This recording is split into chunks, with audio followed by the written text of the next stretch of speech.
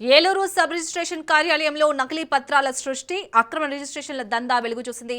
నకిలీ ఆధార్, పాన్ కార్డులతో బ్యాంకులు ప్రజలను మోసం చేసి కోట్లాది రూపాయల రుణాలు, ఆస్తి లావాదేవీలు చేస్తున్న ముఠాను పోలీసులు అదుపులోకి తీసుకున్నారు. 2025 ఆగస్టులో శ్రీరామ్ ఫైనాన్స్ లో తాడేపల్లిగూడెంకు చెందిన అద్దేపల్లి వెంకటరత్నం అనే వ్యక్తి ₹1 లోన్ కు అప్లై చేశాడు. అయితే లోన్ రద్దు చేయడానికి సబ్ రిజిస్టర్ ఆఫీస్ కి వచ్చిన వెంకటరత్నంకి ₹1 లోన్ క్లియర్ అవ్వకుండానే క్లియర్ అయినట్టు చెప్పడంతో వెలుగులోకి వచ్చింది. దొంగ రిజిస్ట్రేషన్ కోసం భారీ మొత్తంగా డాక్యుమెంట్ రైటర్లు మాట్లాడుకున్నట్టు సమాచారం. సంఘటనా స్థలానికి చేరుకున్న పోలీసులు సమగ్ర విచారణ కొనసాగిస్తున్నారు.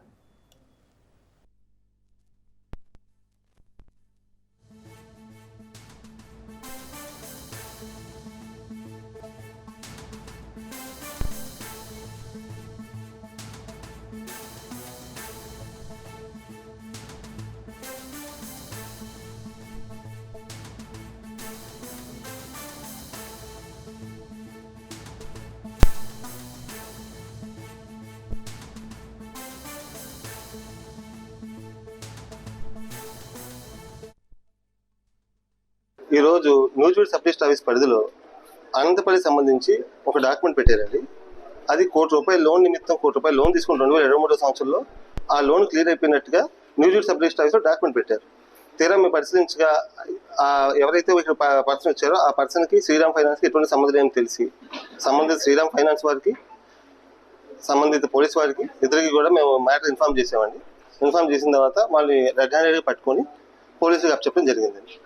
దీని మీద ఏంటంటే ప్రజలు కూడా ఒకసారి మనం రిజిస్ట్రేషన్ పెట్టే ముందు వచ్చే వాళ్ళందరూ కరెక్టా కాదా అని చూసుకొని రిజిస్ట్రేషన్లో ఏమైతే ఉన్నాయో మనకు ఉన్న సౌకర్యాలని ఇలాంటి ఫ్రాడ్కి ఉపయోగించకుండా మంచిగా ఉపయోగించుకుంటారని చెప్పి అందరికీ తెలియజేస్తాను.